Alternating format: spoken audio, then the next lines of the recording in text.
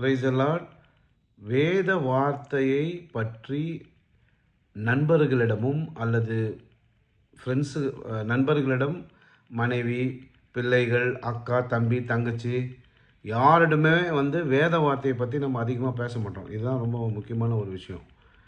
ஏன் அப்படின்னா, நாம் வேத வார்த்தைகளை கான்சன்ட்ரேஷன் பண்ணல. எப்போதும் வேதத்தில் தியானமாக இல்லை. அதில் இருக்கிற ஒரு வார்த்தையும் நாம் யோசிப்பதில்லை என்பதே பொருளாகும். உதாரணத்துக்கு சொல்ல போனால், ஒரு சினிமா படம் எப்படி ஓடுது அப்படின்னு நம்ம பார்ப்போமானா, அந்த சினிமா படம் லான்ச் பண்ணி அதை ஒரு கொஞ்சம் நபர்கள் போய் பார்ப்பாங்க. பார்த்துட்டு படம் நல்லா இருக்குதுன்னு இவங்க முடிவு பண்ணால் தான் ஓடும். அதை விடுங்க, தனி சப்ஜெக்ட், அது அப்புறம் பேசிக்கலாம். இவங்க ஒரு படம் நல்லா இருக்குதுன்னு இவங்க முடிவு பண்ணிட்டாங்கன்னா, இவன் பால்காரன், டீ கடைக்காரன், bus conductor, driver, school teacher, friend, எல்லாருக்கிட்டேயும் அந்த படத்தை பற்றியே பேசிகிட்ருப்பான். இந்த படத்தில் பாட்டு சூப்பராக இருக்குது, இந்த படம் இந்த ஹீரோ சூப்பராக பண்ணியிருக்காரு, என்ன விஷுவலைசேஷன், பேக்ரவுண்டு என்ன இருக்குது, சாங்கு என்ன, பேக்ரவுண்ட் ஸ்கோரு, அந்த ஸ்கோரு, இந்த ஸ்கோரு, விஷுவலைசேஷன். அவர் அழுவும் போது அவ்வளோ.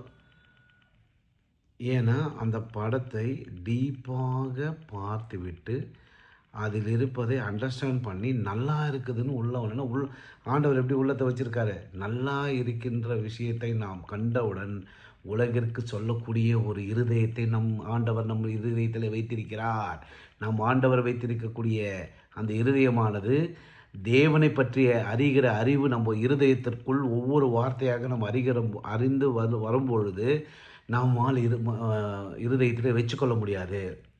அவருடைய மகிமையை, வேத வார்த்தையை அடுத்தவங்களோட டிஸ்கஸ் பண்ணி சொல்லி அக்கா, தம்பி, தங்கச்சி, மாமா, மாமி யார் கிட்ட பேசுறதுனாலும் வேத வார்த்தையை தவிர வேறு எதுவுமே பேச முடியாத ஒரு சூழ்நிலையில் அரசியல்வாதிகளை பச்சையாக திட்டுறது, பக்கத்து வீட்டுக்காரனை திட்டுறது, எதிர் வீட்டுக்காரனை திட்டுறது, இவன் கோடிக்கணக்கில் வச்சுருக்கான், எப்படி வந்திருப்பான், இந்த மாதிரி தேவையில்லாத வார்த்தைகளை பேசுவதை விட்டுவிட்டு, எப்படி ஒரு சினிமா படத்தை பார்த்து விட்டு எல்லாரும் அதை பற்றியே பேசிகிட்டு இருக்காங்களோ, அதுபோல் நம்ம வேத வார்த்தையை இருதயத்துக்குள்ளே அந்த வார்த்தையில் இருக்கக்கூடிய டெப்த் உள்ளே போய் நம்ம படிப்போமே ஆனால், அதை தியானிப்போமே ஆனால், நம்மளால் தேவனை பற்றி பிறரிடத்தில் சொல்லாமல் இருக்க முடியாது.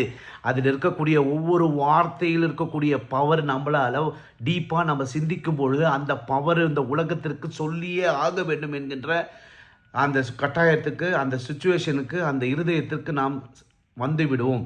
எனவே வேதத்தை ஆராய்ந்து ஒவ்வொரு வார்த்தையாக தியானித்து உலகத்திற்கு சுவிசேஷம் ஒவ்வொரு கிறிஸ்தவராலும் சென்று அடையும் என்பதிலே சந்தோஷமாக இதை தெரிவித்துக் கொள்கிறேன். பேசலாம்.